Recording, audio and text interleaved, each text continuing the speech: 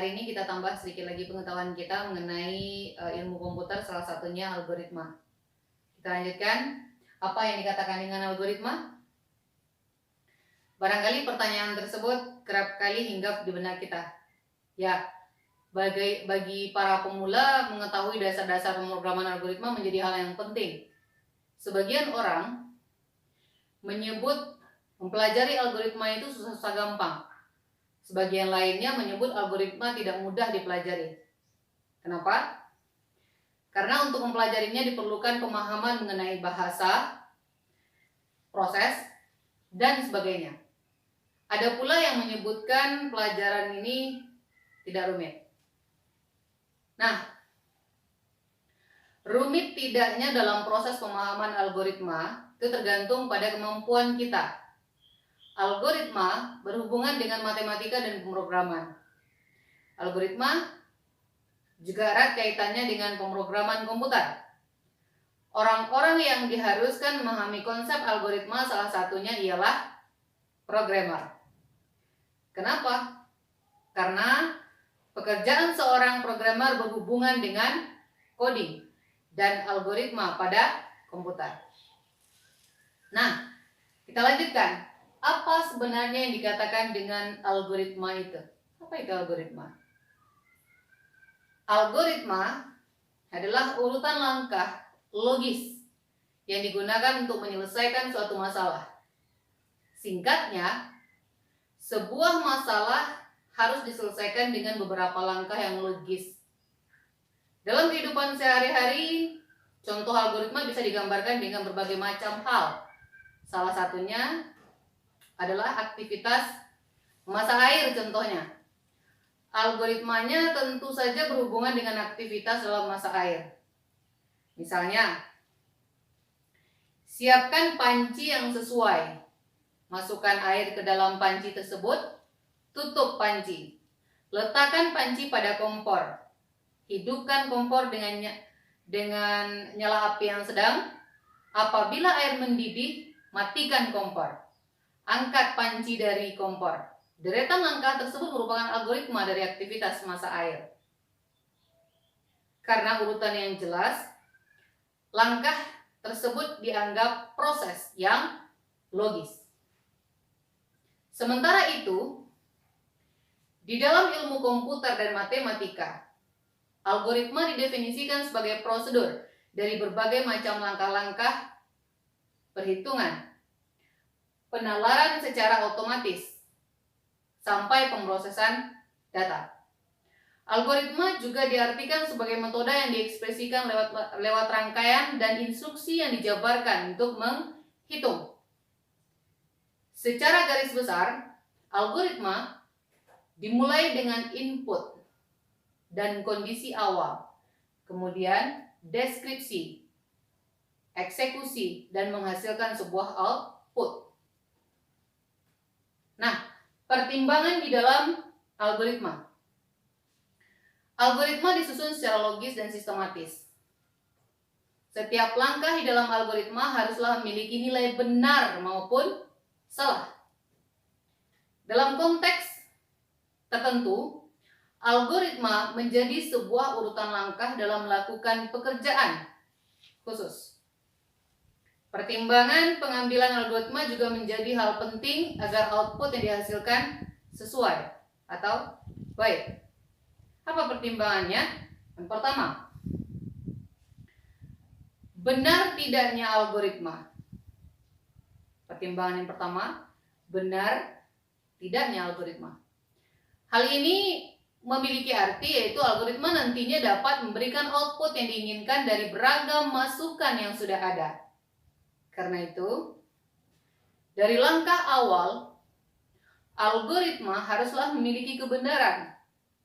Hal ini mengingatkan sebagus apapun algoritma yang dibuat, apabila hal tersebut memiliki output yang salah, maka algoritma tidak baik. Jika outputnya memberikan hasil yang salah, maka algoritmanya dinyatakan tidak baik. Pertimbangan kedua, perkiraan pencapaian algoritma. Bagaimana definisi algoritma secara umum? Algoritma, seperti yang sudah kita katakan tadi, algoritma adalah langkah yang memiliki pencapaian yang baik.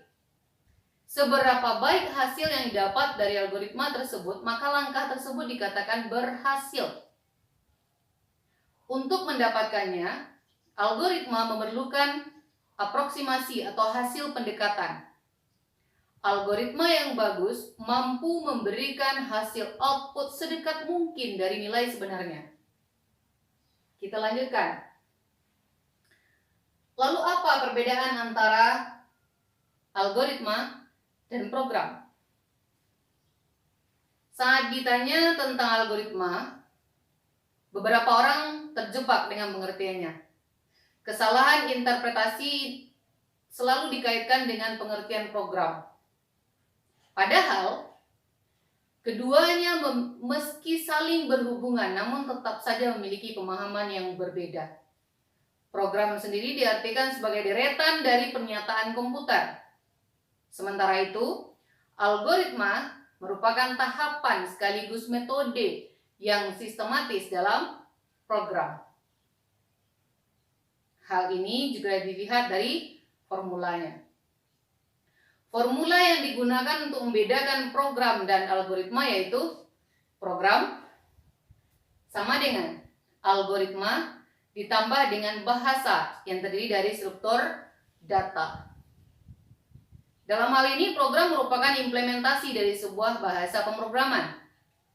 Dari formula tersebut, dapat diambil kesimpulan bahwa algoritma maupun struktur data memiliki hubungan yang sangat erat dalam sebuah program. Karena saling berhubungan, ketepatan struktur data dapat mempengaruhi kualitas dari program. Kita lanjutkan. Berikut fungsi penggunaan algoritma. Melihat manfaat dari algoritma tentu membuat kita sedikit banyaknya harus mengetahui apa sih fungsinya. Algoritma pada umumnya digunakan untuk membantu setiap orang yang ingin mengonversikan sebuah permasalahan ke dalam bahasa pemrograman. Dari fungsinya, algoritma adalah hasil dari pemikiran yang terkonsep sehingga perintah dalam algoritma dapat dilaksanakan oleh komputer lewat bahasa pemrograman. Dalam pemanfaatannya, fungsi pembuatan algoritma digunakan pada pemecahan masalah program yang rumit, baik program sederhana maupun besar, sama-sama dapat dipecahkan dengan algoritma. Fungsi lainnya dari pemanfaatan algoritma yaitu penggunaannya yang berulang kali. Algoritma juga memudahkan pembuatan program yang dikerjakan oleh programmer. Lewat algoritma, kita dapat melakukan pendekatan top-down maupun device dan conquer. Oke, kita lanjutkan. Algoritma yang digunakan juga dapat meminimalisir kesalahan dalam penulisan program yang berulang-ulang. Penggunaan algoritma juga dimanfaatkan agar pemecahan masalah diatasi secara urut dan dengan logika yang tepat. Bahkan, program yang sudah ada akan menjadi rapi dan terstruktur dan mudah dikembangkan lewat pemanfaatan algoritma yang benar. Apabila terjadi kesalahan, kita bisa lebih cepat mengenalinya. Bila dilihat dari segi keuntungannya, algoritma merupakan pemecahan masalah yang efektif dan efisien. Algoritma melibatkan beberapa hal, diantaranya proses, poin dalam keputusan utama, dan variabel pemecahan masalah. Lewat algoritma, pemecahan masalah tersaji dengan jelas dan terperinci, sehingga kelemahan dalam proses terindikasi. Lebih dari itu, algoritma memberikan kejelasan dalam evaluasi, kontrol, hingga analisis. Kita lanjutkan. Algoritma akan disajikan ke dalam dua teknik. Kalau kita telah penyajian algoritmanya, dia disajikan ke dalam dua teknik. Yang pertama, tulisan. Dari segi tulisan ini ada dua teknik juga. Ada English structure, boleh dibuatkan dalam bahasa Indonesia structure. kemudian ada pseudocode. Penyajian yang kedua dalam bentuk gambar. Kita sudah sangat mengenal ini. Ada struktur chart, hypo, dan flowchart. Kita bahas untuk segi tulisan dahulu. Yang pertama adalah English structure. Merupakan alat yang cukup efisien untuk menggambarkan suatu algoritma. Basis dari struktur English adalah bahasa Inggris, tetapi juga dapat kita gunakan bahasa Indonesia untuk memudahkan kita. Oleh karena bahasa manusia yang digunakan sebagai dasar penggambaran algoritma, maka struktur English lebih tepat untuk menggambarkan suatu algoritma yang akan dikomunikasikan kepada pemakai sistem. Kemudian, penyajian yang kedua adalah pseudocode. Pseudocode kalau seandainya kita deskripsikan dia, kita ambil kata dasar pseudo, berarti imitasi, mirip, menyerupai. Sedangkan code berarti kode dari program. Lalu apa pseudocode? Kode yang mirip dengan kode program yang sebenarnya. Basisnya atau dasarnya adalah pemrograman seperti BASIC, Pascal, COBOL, Fortran, C, dan lain. Nah, kegunaannya lebih tepat untuk menggambarkan algoritma yang akan dikomunikasikan dengan programmer, karena mirip dengan kode-kode program sebenarnya. Pseudocode lebih rinci daripada English structure. Misalnya dalam pemberian nilai awal dari suatu variabel, membuka dan menutup file, menyatakan tipe data yang digunakan. Kita lanjutkan. Struktur dasar English structure dan pseudocode mengikuti struktur dasar bahasa pemrograman. Apa itu? Yang pertama, struktur urut. Yang kedua, struktur pilihan, keputusan atau selection, decision structure. Yang ketiga, struktur perulangan, loop atau iteration structure atau iterasi yang kita kenal. Kita bahas satu persatu.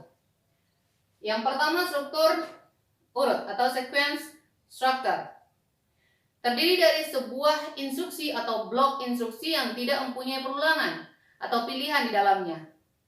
Struktur ini semata-mata hanya berisi langkah-langkah yang urut saja. Satu langkah diikuti langkah lainnya. Contoh, struktur urut pada kita buatkan Indonesian structure untuk menentukan luas persegi panjang. Dengan Indonesian structure, langkah pertama, inisialisasi dan pemberian nilai awal variabel. Secara bahasa kita sampaikan.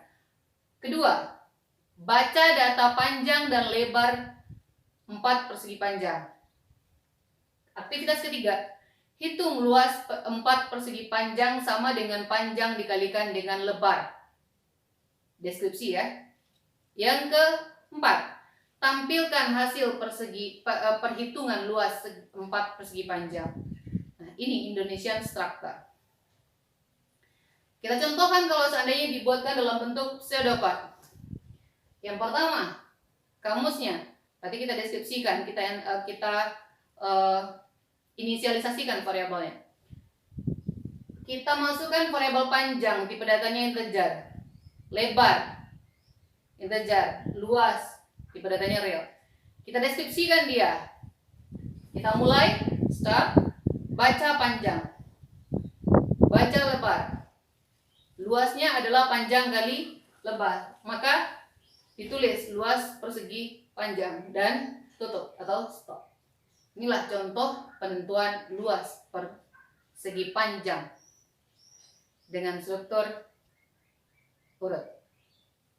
Kita lanjutkan. Berikut struktur pilihan atau keputusan atau selection atau decision structure. Dia merupakan struktur logika guna mengambil suatu keputusan. Dapat menggunakan instruksi-instruksi seperti if then atau case. Kita lanjutkan. Berikut struktur perulangan atau iteration structure. Suatu perulangan atau iterasi diterapkan pada situasi di mana suatu instruksi atau blok instruksi diproses berulang kali sampai kondisi yang diseleksi atau diinginkan terpenuhi. Dapat menggunakan instruksi-instruksi seperti for next, repeat until, do while, dan sebagainya. Oke, kita lanjutkan. Gaya penulisan pada English structure atau Indonesian structure. Yang pertama, common style. Menggunakan huruf besar di awal dan selanjutnya dilanjutkan dengan huruf kecil semua. Yang kedua, kapitalis common style. Menggunakan huruf besar semua. Yang ketiga, outline common style. Menggunakan nomor urut. Yang keempat, narrative style berbentuk uraian. Deskripsi seperti yang sudah kita jelaskan dalam contoh tadi. Terakhir, another style. Kata kunci atau keyword ditulis dengan huruf besar. Sementara, gaya penulisan pada pseudocode. Kata kunci atau keyword atau kata cadangan, reserved word, ditulis dengan huruf tebal atau kapital, digaris bawahi. Kata-kata lain ditulis dengan huruf kecil. Kemudian yang kedua, kata kunci atau keyword ditulis dengan huruf kapital. Yang terdapat di kamus data ditulis dengan digaris bawahi. Oke, demikianlah untuk hari ini mengenai pengetahuan singkat kita tentang algoritma dan penyajiannya. Untuk hari ini kita masih membahas mengenai penyajian algoritma dalam bentuk tulisan. Dalam video berikut kita akan mempelajari algoritma dalam bentuk gambar. Terima kasih. Assalamualaikum warahmatullahi wabarakatuh.